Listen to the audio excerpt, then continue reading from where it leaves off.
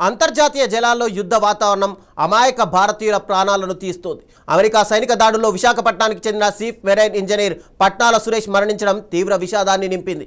ఈ ఘటన జరిగి దాదాపు 9 రోజులు గడుస్తున్నా కేంద్ర ప్రభుత్వం నుంచి కానీ దాడులకు పాల్పడిన అమెరికా ప్రభుత్వం నుంచి కానీ ఎలాంటి స్పందన రాలేదు. దీంతో సురేష్ కుటుంబం తీవ్ర ఆగ్రహం వ్యక్తం చేస్తుంది. వారి ఆవేదన కంటతడి పెట్టిస్తుంది. ఓవైపు భార్య భార్గవి కన్నీరు మున్నీరుగా విలపిస్తుంటే మరోవైపు ఇద్దరు చిన్నారుల భవిష్యత్తు అగమ్య గోచరంగా మారింది. ఈ పరిస్థితిలో వారికి అండగా నిలవాల్సిన బాధ్యత ఎవరిది అన్న ప్రశ్న ఉదయిస్తోంది.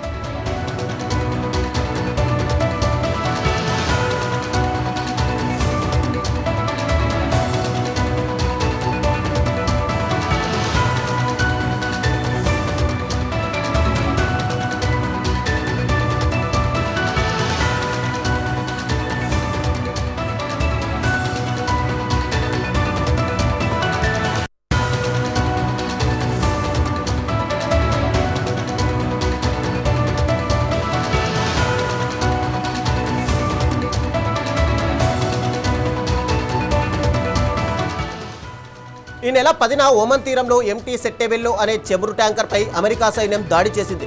ఈ దాడిలో విశాఖపట్నం వాసి 44 ఏళ్ల పట్నాల సురేష్తో పాటు మరో 2 భారతీయ నావికులు చనిపోయారు. ఈ నౌకలో మొత్తం 24 మంది భారతీయ సిబ్బంది ఉన్నారు. ఒక బ్లాక్ కేడ్ను ఉల్లంఘించే ప్రయత్నం చేయడంతోనే ఈ దాడి జరిగిందని అమెరికా చెబుతోంది. అయితే ఇక్కడ అసలు ప్రశ్న ఏంటంటే, నిబంధనలు ఉల్లంఘించిన అమాయక పౌరుల ప్రాణాలు తీసే హక్కు ఎవరికి ఉంది? ముఖ్యంగా Suresh, deck cadet Aditya Sharma, engine fitter Shivanand Chaurasia ఈ ముగ్గురు భారతీయ నావికుల మృతి భారతదేశానికి తీరని లోటు. ప్రస్తుతం సురేష్ మృతదేహం విశాఖపట్నం చేరుకుంది. ప్రభుత్వం తరపున ప్రభుత్వ విప్ విశాఖపట్నం పశ్చిమ ఎమ్మెల్యే PGVR నాయుడు అంత్యక్రియల ఏర్పాట్లు చేశారు. ఇది కేవలం ఒక లాంఛనం కాకూడదు. బాధితుల కుటుంబానికి పూర్తి న్యాయం జరిగేలా చర్యలు తీసుకోవాలి.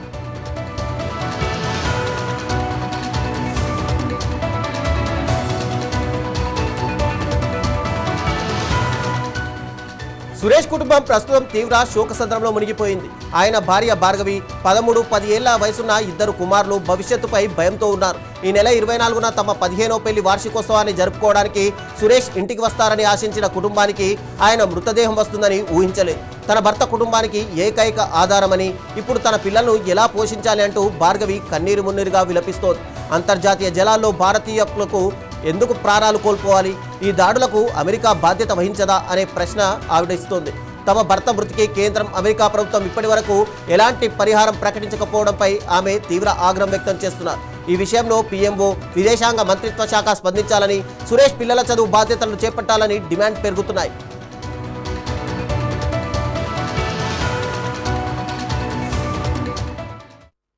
మన భారతదేశము 3 మెరైన్ ఇంజనీర్స్ని, అంటే సీలో పనిచేస్తూ, షిప్లో పనిచేస్తూ ఉన్న వారిని కోల్పోవటం జరిగింది.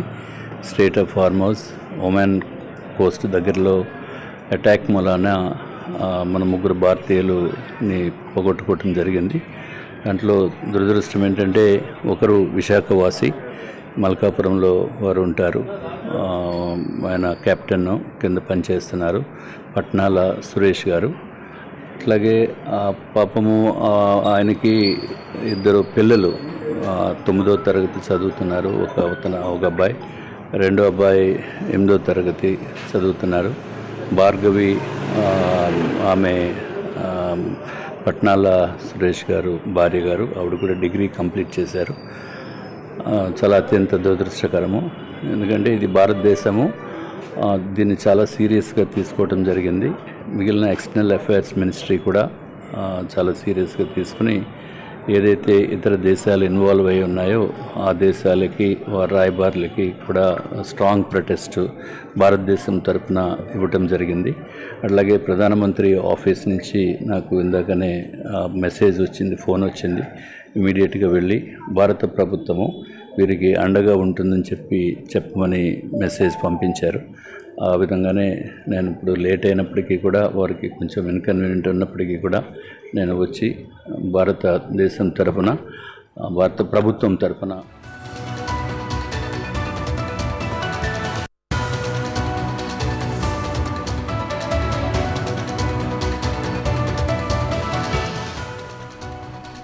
అంతర్జాతీయ చట్టాలు చాలా క్లియర్గా ఉన్నాయి. యుద్ధాలు లేదా సైనిక దాడుల్లో సంబంధం లేని మూడవ దేశ పౌరులు లేదా అంతర్జాతీయ ఉద్యోగులు మరణిస్తే దాడులకు కారణమైన దేశం భారీ నష్టపరిహారం చెల్లించాల్సి ఉంటుంది.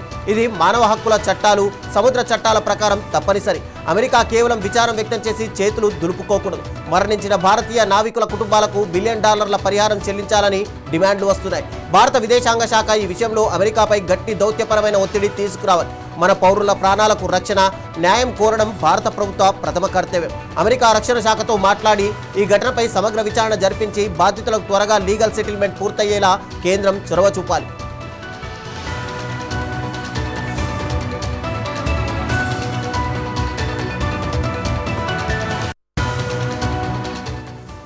ఇది కేవలం ఒక కుటుంబానికి జరిగిన నష్టం కాదు. అంతర్జాతీయ జలాల్లో పనిచేస్తున్న లక్షల మంది భారతీయ సీ ఫేరర్స్ భద్రతకు సంబంధించిన అంశం. వారి భద్రతకు ఎవరు గ్యారంటీ ఇస్తారు? భార్గవి లేవనెత్తిన ప్రశ్నలకు న్యూఢిల్లీ, వాషింగ్టన్ ఖచ్చితంగా సమాధానం చెప్పాలి. ఆపదలో ఉన్న పౌరులను ఆదుకోవడంలో ఆలస్యం చేస్తే వ్యవస్థలపై ప్రజలకు నమ్మకం పోతుంది. అమెరికా యంత్రాంగం PMO ఈ విషయంలో వెంటనే స్పందించి బాధితులకు తక్షణం న్యాయం చేయాల్సి ఉంది. భవిష్యత్తులో ఇలాంటి ఘటనలు పునరావృతం కాకుండా చూడాలి. భారతీయ పౌరుల భద్రతకు ప్రాధాన్యత ఇవ్వాలి.